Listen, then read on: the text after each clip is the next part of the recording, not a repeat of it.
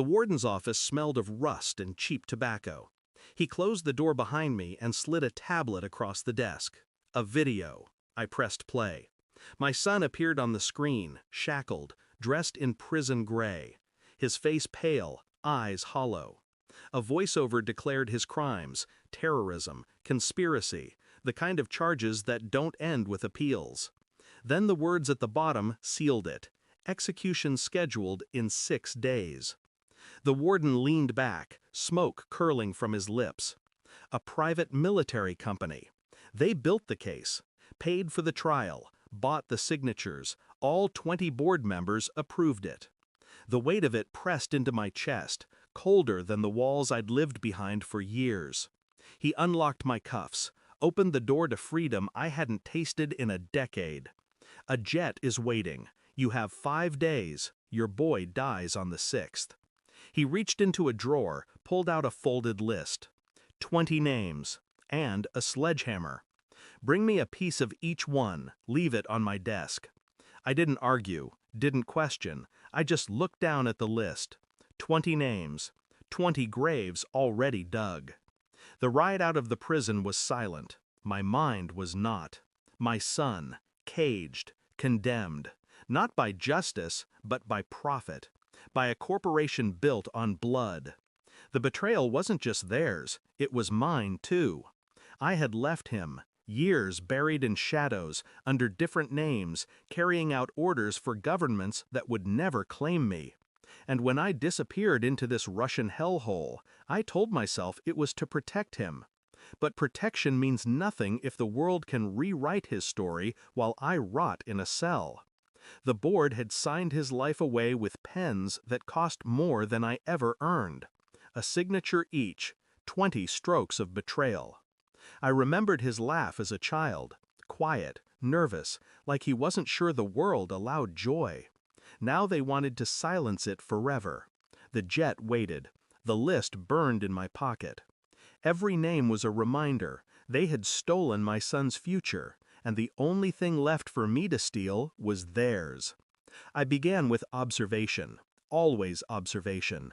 The board moved like ghosts in glass towers, men and women in tailored suits, armored by money and arrogance. They thought themselves untouchable. I tracked their movements, watched their patterns, learned their rituals: morning coffee, evening escorts, weekend retreats. I said nothing, did nothing. I simply gathered. Every detail sharpened the blade inside me. A phone call at midnight, a bank transfer hidden beneath shell companies, a mistress tucked away in a city loft.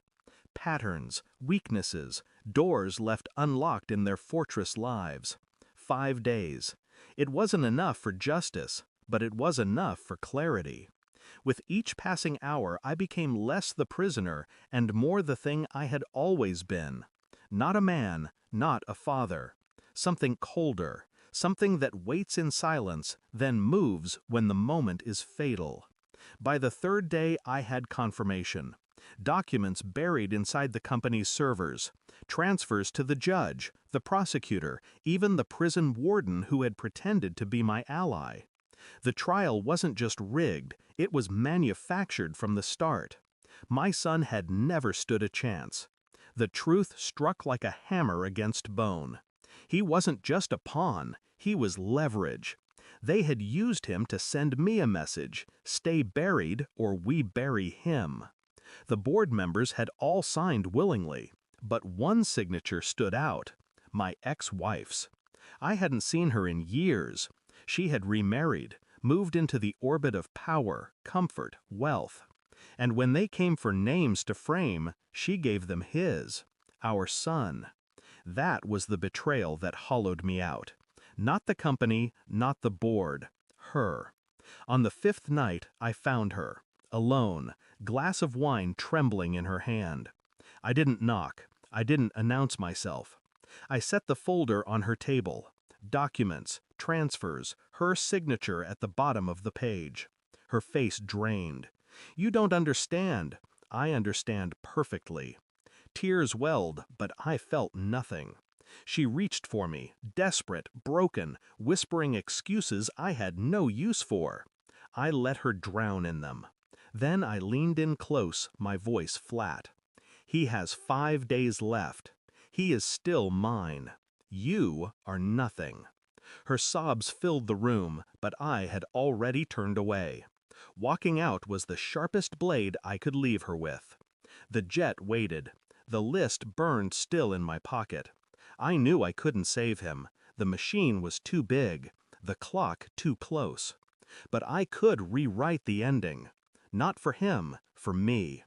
20 names, 20 signatures, 20 reminders that betrayal wears suits and smiles. And one more name I carved deeper than the rest. Hers. As the engines roared beneath me, I looked out at the dark horizon. No pity, no grief, only clarity. They had stolen his future. I would steal their certainty. And when the last name was crossed off the list, there would be nothing left but silence. The kind of silence that doesn't forgive. The kind of silence that buries everything. Thanks for watching. Don't forget to like, share, and comment. Subscribe now to Cheating Stories Insight World for more amazing stories.